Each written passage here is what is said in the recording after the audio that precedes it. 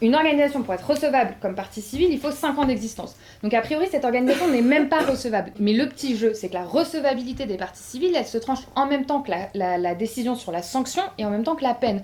Donc en fait, c'est des gens qui ne sont même pas recevables, mais qui peuvent plaider 30, 40, 50 minutes s'ils veulent, parfois à deux, et que ça leur permet d'occuper l'espace judiciaire et d'exercer une vraie pression en fait politique, idéologique et d'avoir une tribune de propagande énorme. Et c'est pour ça qu'effectivement, pour moi, il y a un vrai sujet, un peu à tous les niveaux, sur qui sont ces organisations, comment elles fonctionnent, autour de quelle logique et quelle pratique judiciaire, parce que c'est pour ça que nous, on sait qu'on a besoin d'avoir 4 avocats, d'avoir 4 témoins et de parler au moins autant qu'eux.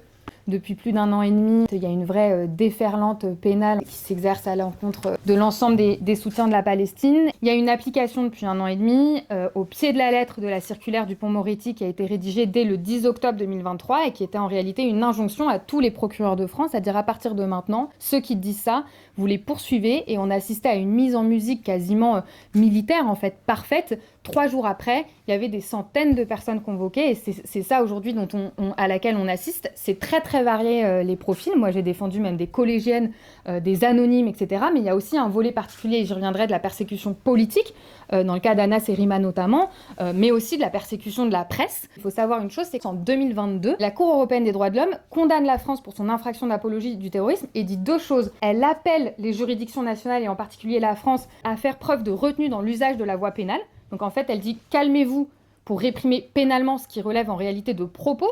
Et ensuite, elle dit une chose claire, elle dit des peines de prison pour des propos, c'est une violation de l'article 10, c'est une violation de la liberté d'expression. Depuis le 7 octobre, la particularité, c'est que ça sert à réprimer des propos sur un conflit qui a lieu au Moyen-Orient, vis-à-vis duquel la France n'est même pas formellement, ou en tout cas officiellement engagée. Et en fait, c'est une extension du pouvoir de répression et de contrôle du débat public absolument inédit. L'usage depuis le 7 octobre de cette infraction a principalement 2 objectifs. Le premier, c'est de museler le débat public et d'instaurer une véritable chape de plomb pour empêcher que s'exprime un mouvement de solidarité large face au génocide qui dénonce par ailleurs la complicité des puissances impérialistes. C'est pour ça que ça frappe absolument tout le monde, des anonymes, des gens qui tweetent, des collégiennes, je le disais.